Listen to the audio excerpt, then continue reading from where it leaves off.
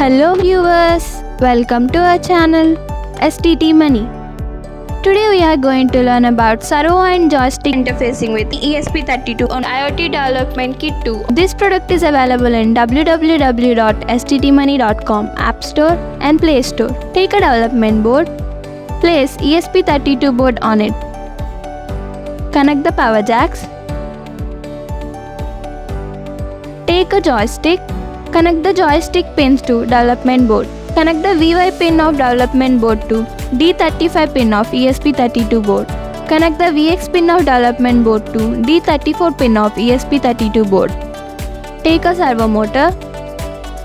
Connect the servo motor pins to development board. Connect the output pin of servo motor to D33 pin of ESP32 board. Connect the USB cable to ESP32 board. Connect the USB cable to port. Now open the code, click on Joystick Servo. Then go to Tools, select ESP32 Dev module. To select port, click on COM9. Now compile the code.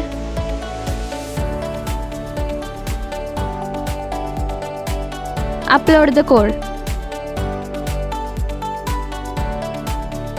Connect the power supply. Switch on. Now observe the output.